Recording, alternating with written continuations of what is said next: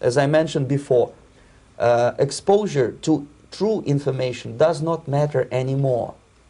A person who was demoralized is unable to assess true information. The facts tell nothing to him. Even if I shower him with information, with authentic proof, with documents, with pictures, even if I take him by force to the Soviet Union and show him concentration camp, he will refuse to believe it until he is going to receive a kick in his fat bottom. When a military boot crashes his balls, then he will understand, but not before that. That's the tragic of the situation of demoralization. So basically America is stuck with demoralization, and unless, even if you start right now, here, this minute, you start educating new generation of Americans, it will still take you 15 to 20 years to turn the tide of ideological perception of reality back to normalcy and now, patriotism. This principle has been applied since 1961, and it came to its fruition under Gorbachev. Gorbachev's perestroika, which means restructuring, is in fact the restructuring not of Soviet society, although that was done for, there was a certain amount of reform and restructuring to give it credibility. Superficial. Superficial. It is essentially the restructuring of the Western mind, the control of the Western mind. That is what it means. Stalin used the word perestroika, and it meant, in Stalin's vocabulary, it meant the reshoeing of a horse.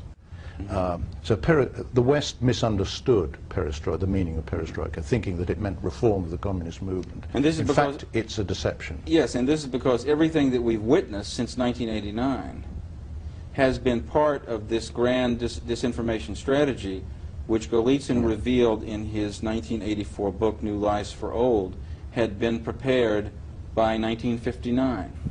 The next stage is destabilization. This time, subverter does not care about your ideas and the patterns of your consumption. Whether you eat junk food and get fat and flabby, doesn't matter anymore. This time, and it takes only from 2 to 5 years to destabilize a nation, what matters is essentials: economy, foreign relations, defense systems. And you can see it quite clearly that in some areas, in such sensitive areas as defense and economy, the influence of Marxist-Leninist ideas in the United States is absolutely fantastic. I could never believe it 14 years ago when I landed in this part of the world that the process will go that when fast. The softening up process has been completed, i.e. the West is attuned to the fact that there's been this apparent reform and that it's all falling apart, they then export perestroika to the whole world. So that in fact what has happened is that you have, instead of having walk-ins, you know, defectors arriving and knocking on the West door, you've got a mass walk-in, so that no one knows who's genuine and who isn't. Editors, journalists, actors, educationalists, professors of political science, members of parliament, representatives of business circles. Most of these people were divided roughly in two groups. Those who would toe the Soviet foreign policy, they would be promoted to the positions of power through media and public opinion manipulation. Those who refused the Soviet influence in their own country would be character assassinated or executed physically come revolution. Same way as in the small town of Hue in South Vietnam, several thousands of Vietnamese were executed in one night when the city was captured by Viet Cong for only 2 days. And American CIA could never figure out how could possibly communists know each individual, where he lives, where to get him, and would be arrested in one night, basically in some 4 hours before dawn, put on a van, taken out of the city limits and shot.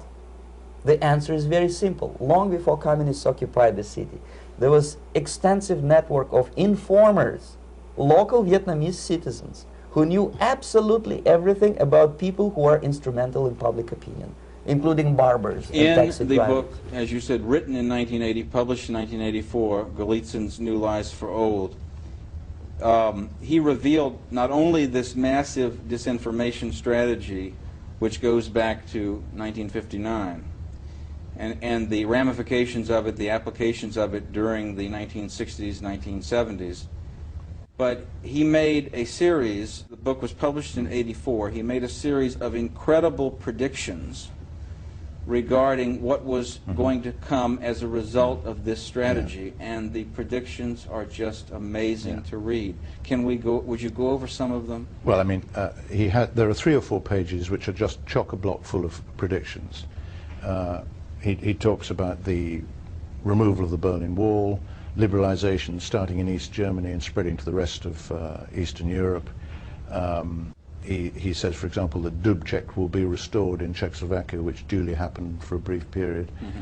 And he talks about a reconciliation with the West and the reunification of Germany and so on and so forth. The next stage, of course, is crisis. It may take only up to 6 weeks to bring a country to the verge of crisis. You can see it in Central America now. And in a recent book published by written by Mark Riebling, called Wedge, The Secret War Between the FBI and CIA, published in 1994, Riebling carries out a careful analysis of Golitsyn's predictions in New Lies for Old, and he established that out of 148 falsifiable predictions, 139 had been verified by 1993.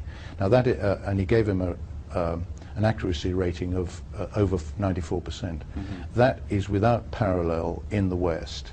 I mean, this puts Golitsyn in a separate category from everybody. Now, I think... In other words, if Golitsyn is not telling the truth about having... Everybody has to explain why these predictions were correct. If he's not telling the truth about the fact that all that we have witnessed since 1989 was planned as Soviet disinformation strategy going back this far, then he has to be a prophet. He has to be a clairvoyant. Either he has to have supernatural powers. He has to have supernatural powers. Or he has to understand Soviet strategy. That's right. And of course the answer is the latter. And after crisis, with a violent change of power, structure and economy, you have so-called the period of normalization. It may last indefinitely. Normalization is a cynical expression borrowed from Soviet propaganda. When the Soviet tanks moved into Czechoslovakia in '68, Comrade Brezhnev said, "Now the situation in brotherly Czechoslovakia is normalized." This is what will happen in the United States if you allow all these schmucks to bring the country to crisis, to promise people all kind of goodies and the paradise on earth, to destabilize your economy, to eliminate the principle of free market competition, and to put a big brother government in Washington, D.C., with benevolent dictators like Walter Mondale, who will promise lots of things, never mind whether the promises are fulfillable or not. He will go to Moscow to kiss the bottoms of new generation of Soviet assassins, never mind. He will create false illusions that the situation is under control. Situation is not under control. Situation is disgustingly out of control. Most of the American politicians, media and educational system trains another generation of people who think they are living at a peacetime. False. United States is in the state of war. United States is in the state of war. Undeclared total war against the basic principles and the foundations of the system. However ridiculous it may sound, the world communist system or the world communist conspiracy, whether I scare some people or not, I don't give a hoot. If you are not scared by now, nothing There's a can passage scare in you. Lenin where he says that there may come a time in the revolution when true revolutionaries must put on the appearance and the clothing and the manner and the language of the enemy. And this is what they've done. So that, and it's very easy to see that this is the case once one understands that this is what's going on. If you take someone like Andrei Kozyrev, the Russian foreign minister, you can see that everything he says is a deception. He is an absolute, he's the most brilliant representative of the Leninist The case. time bomb is ticking. With every second, the disaster is coming closer and closer. Unlike myself, you will have nowhere to defect to, unless you want to live in Antarctica with penguins. This is it. This is the last country of freedom and possibility. Okay, so what do we do? What is your recommendation? They have to to the American force people? their government. And I'm not talking about sending letters, signing petitions.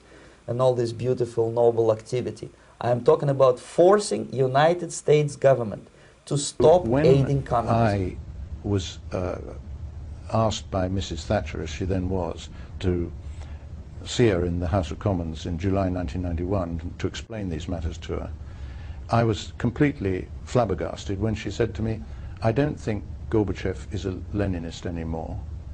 And then she also said, "I don't think we've been deceived, at least I hope we haven't." So I was, in fact, that was the real turning point in the later part of my life.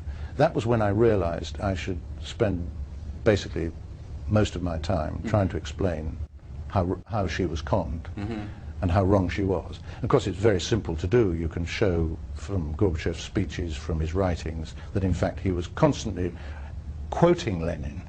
He is and was a key advocate of the Leninist world revolution. And of course he remains If we are so to talking this about day. capitalists or wealthy businessmen, I think they are selling the rope on which they will hang very soon. If they don't stop, if they cannot curb their unsettled desire for profit, and if they keep on trading with the monster of the Soviet communism, they are going to hang very soon. And they will pray to be killed, but unfortunately they will be sent to Alaska probably to manage industry of slaves, industry of slaves, industry of slaves. The World Bank and the International Monetary Fund and all the international institutions have been penetrated by all these countries. So instead of just having the USSR and Ukraine and Belarus up to 1990, we now have 16 of these republics. So that suddenly we've got 16 KGBs, and we've got 16 delegations in the World Bank and the IMF, so that these institutions have now have metamorphosed into instruments of the revolution more clearly than was the case before. That is one reason why they are provisionally, they were given this curious independence. But another very important reason is that with the apparent independence of these countries,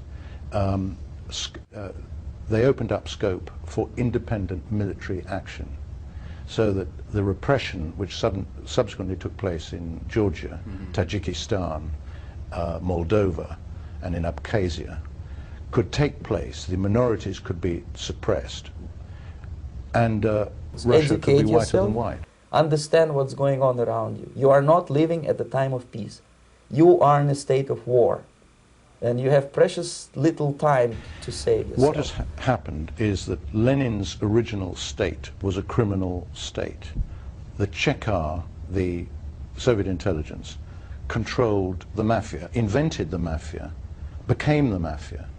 So that this apparent outbreak of free enterprise we see is in fact controlled by the KGB. And this outbreak of Soviet criminality is controlled. Yes. And it's being exported on a global scale. Right. Why is it being exported? In order to, it's one of the themes that they are developing to create problems which need global solutions, so that there's a world crime epidemic, terrorist epidemic. We've got to have global structures in order to contain this epidemic, which they themselves have basically a created. bunch of murderers. That's what we are. It has nothing to do with friendship and understanding between the nation and blah, blah, blah. We are murderers. We behave as a bunch of thugs in a country which is hospitable.